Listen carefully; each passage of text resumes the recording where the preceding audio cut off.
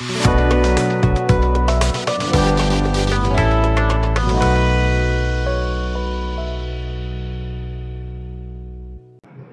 मित्रांनो, आज महाराष्ट्र सरकारच्या कॅबिनेटचे अनेक महत्त्वाचे निर्णय झाले.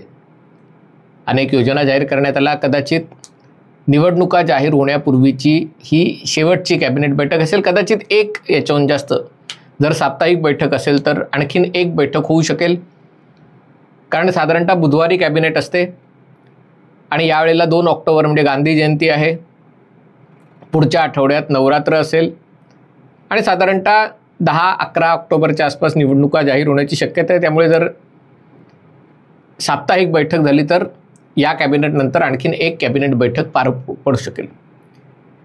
अनेक योजना जाहीर केल्या असल्या तरी याच्यातली सगळ्यात महत्त्वाची जी गोष्ट कॅबिनेटमध्ये झाली ती म्हणजे निवृत्त न्यायमूर्ती संदीप शिंदे यांच्या आयोगाने मराठा आरक्षणाबद्दल सादर केलेला 3रा अहवाल सरकारने स्वीकारला.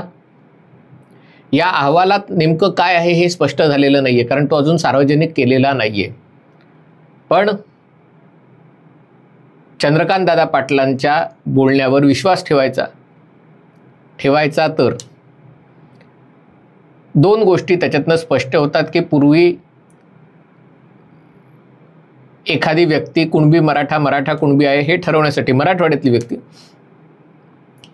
ज्या 18 वेगवेगळ्या डॉक्युमेंट्सचा किंवा दस्तावेजांचा वापर केला जायचा की त्याच्यामध्ये 18 पैकी कशातही तुमचं जर नाव असेल तर तुम्हाला ते प्रमाणपत्र देता येईल.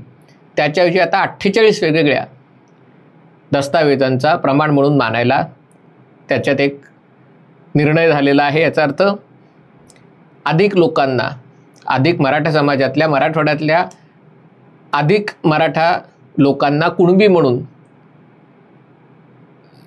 प्रमाणपत्र मिळण्याचा मार्ग मोकळा झालेला आहे. आणि दुसरी गोष्ट त्यांच्या बोलण्यात आली की 1,76,000 नोंदी यात सापडलेल्या आहेत.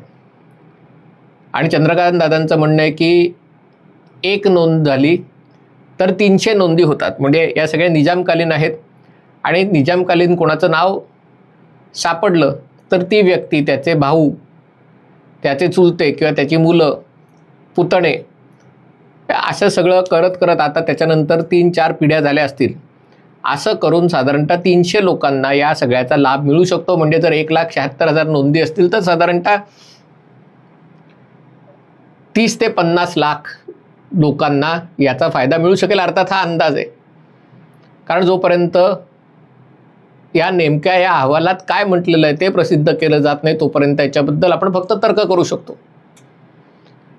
पण एक गोष्ट मात्र नक्की आहे की सरकारने मनोज जरांगेंच्या तोंडाला पानं पुसलेली आहेत आणि त्याबाबतची प्रतिक्रिया त्यांनी व्यक्त केलेली प्रतिक्रिया जर ऐकली तर त्यांनी सरकारला धडा शिकवण्याचा निर्धार अधिक पक्का केलेला आहे.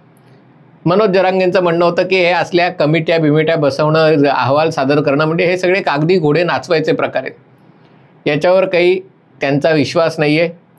एकदा समाजाने ठरवलं की आपल्याला आरक्षण पाहिजे, मग या समित्या या सगळ्या गोष्टींची झंझटच नाही, डायरेक्ट देऊन टाकायचं.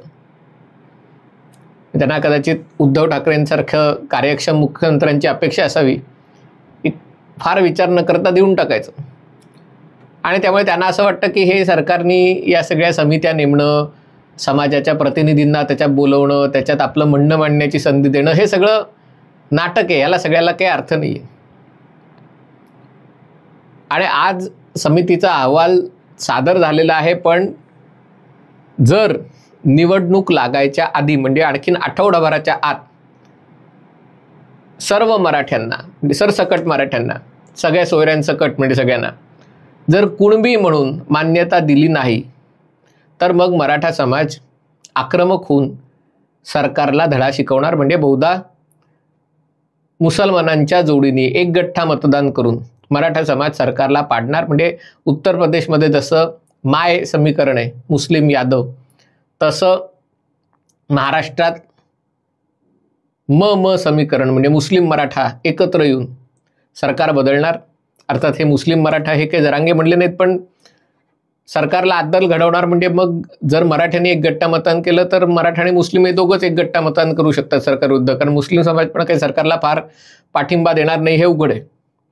पण अशा प्रकारे निर्णय घेऊन सरकार बदलवणार, सरकारला धडा शिकवणार, कारण ही सगळी गरीब मराठ्यांची थट्टा आहे. अशा प्रकारच्या समित्या नेमणं, निवेदनं सादर करणं, अभ्यास करणं.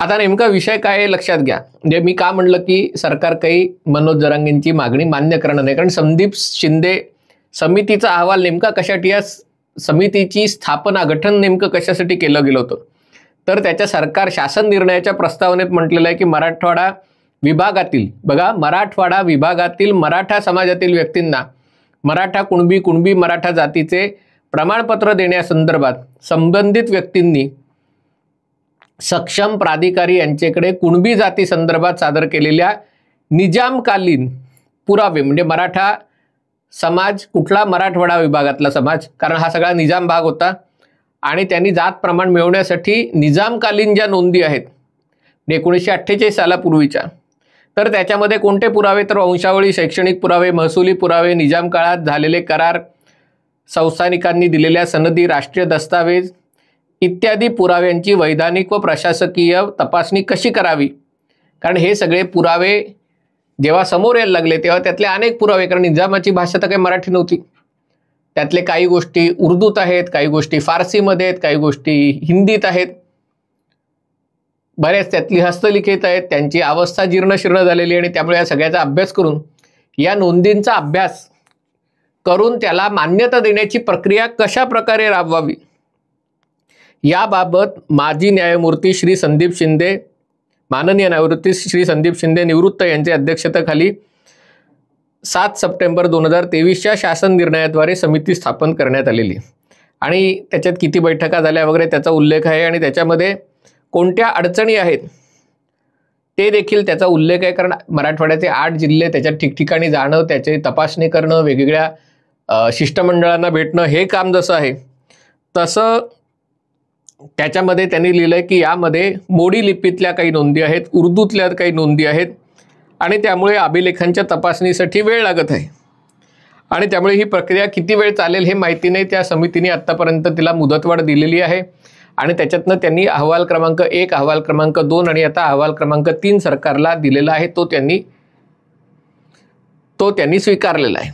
म्हणजे एक गोष्ट सूर्यप्रकाशा इतकी स्वच्छ आहे, ती म्हणजे एकनाथ शिंदेंचं सरकार, देवेंद्र फडणवीसांचं सरकार, अजित पवारांचं सरकार मराठा समाजाला सरसकट ओबीसी मधून आरक्षण देणार नाहीये.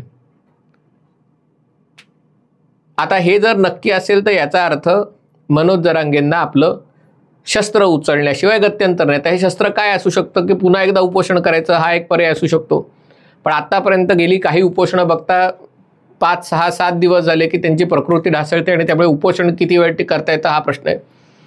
दुसरा पर्याय आहे की 288 जागी निवडणुका लढवायचं, किमान ज्या भागामध्ये मराठा समाजाची संख्या लक्षणीय आहे तिकडे मराठा समाजाची एक गठ्ठा मतं आपल्याला मिळवून विधिमंडळात जाऊन, विधानसभेत जाऊन आपल्या मागण्या मान्य करून घेणं, हा लोकशाहीचा संमत मार्ग आहे. पण तसं झालं तर मग काकांचं काय होणार. म्हणजे आपले आधारवड असलेले शरद पवार, ज्यांनी मनोज जरांगेंच्या आंदोलनाला पाठिंबा दिला, पण स्वतः शरद पवारही मराठा समाजाला सरसकट कुणबी आरक्षण द्या ही मागणी उघडपणे करू शकत नाहीये. आणि त्यामुळे जर मनोज जरांगेंनी 288 जागा लढवायचं ठरवलं किंवा मराठा डॉमिनेटेड जागा लढवायचं ठरवलं, तर त्याचा अर्थ असा होईल की भाजपाचा पराभव होण्याच्याऐवजी शरद पवारांच्या राष्ट्रवादी काँग्रेस गटाचा, तुतारी गटाचा पराभव जास्त होईल, आणि त्यामुळे सगळ्या गेल्या करविलावर पाणी फिरेल.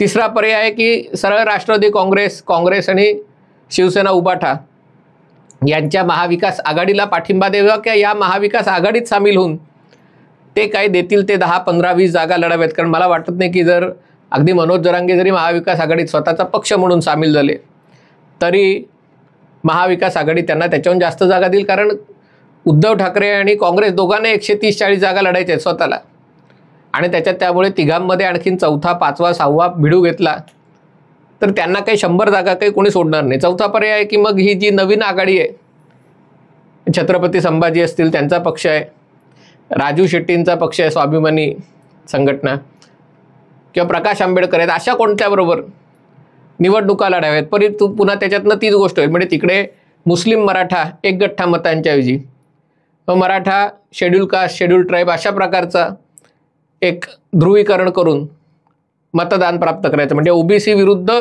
मराठा SC ST अशा प्रकारे लढाई. पण यातला कुठला तरी पर्याय मनोज जरांगेंना स्वीकारावा लागणार आहे. जर तो स्वीकारला नाही, वेळीच स्वीकारला नाही, तर मग हा लढा वर्षभराचा वाया जाईल अशी चिंता. आणि पुन्हा सरळ सरळ राष्ट्रवादीला पाठिंबा दिला, शरद पवारांना पाठिंबा दिला, तर जे आरोप त्यांचे विरोधक करतायत की मनोज जरांगे स्वतः लढत नसून हे शरद पवारांनी उभं केलेलं हे सगळं शरद पवारांची चाल आहे, शरद पवारांचं नाटक आहे, त्याला दुजोरा दिल्यासारखं होईल. पण आता निर्णय घ्यायची वेळ आलेली आहे, कारण आता आणखीन मुदत काही सरकारला देता येणार नाही, आठवडाभराचा प्रश्न आहे. आणि मला वाटत नाही की सरकार त्यांचं म्हणणं मान्य करेल.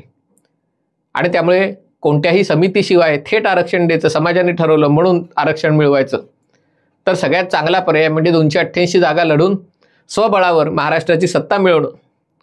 कारण एकदा स्वबळावर सत्ता मिळाली, 2/3 बहुमत मिळालं की अनेक गोष्टी सोप्या होतील. भाजपाला हरवण्यासाठी किंवा महायुतीला हरवण्यासाठी युती आघाडी केली तर कदाचित सत्ता मिळू शकेल, पण ज्यांच्यासोबत आघाडी केली ते निवडणूक नंतर उलटणार नाहीत ना, याची काही गॅरंटी नाही. त्यामुळे स्वतः लढणं हे सगळ्यात चांगला पर्याय आहे. किंवा मग स्वतः तलवार म्यान करून शरद पवारांना पाठिंबा देणं हा दुसरा एक पर्याय आहे. या 2 पर्यायांपैकी मनोज जरांगे कोणता निर्णय घेतात ते बघणं महत्त्वाचं आहे. पण सगळ्यात महत्त्वाची गोष्ट म्हणजे मराठा समाज आता नेमकं काय करणार त्याच्याकडे पाहणं आवश्यक आहे. खास करून मराठवाड्यामध्ये मराठा समाजाने मोठ्या प्रमाणावर महायुतीच्या विरोधात मतदान केलं असं म्हटलं जातं. तर ते शेतकऱ्यांच्या प्रश्नामुळे विरोधात केलं का मराठा समाजाच्या प्रश्नामुळे विरोधात केलं हे निसंशय कोणी सांगू शकणार नाही. पण मराठा समाजाचा रोष हा त्याच्यामध्ये एक मोठा फॅक्टर होता. आणि त्यामुळे जे लोकसभेला झालं त्याची पुनरावृत्ती विधानसभेला होणार का? मराठा समाज विधानसभेला महायुतीला आणि त्यातल्या त्यात भाजपाला शिक्षा करणार का? हे आता मराठा समाजाला ठरवायचं आहे. हा व्हिडिओ आपल्याला आवडला असेल तर कृपया लाईक करा, शेअर करा आणि चॅनल सबस्क्राईब करा एवढीच विनंती आहे. तुर्तास इथेच थांबतो. पाहत रहा MH48.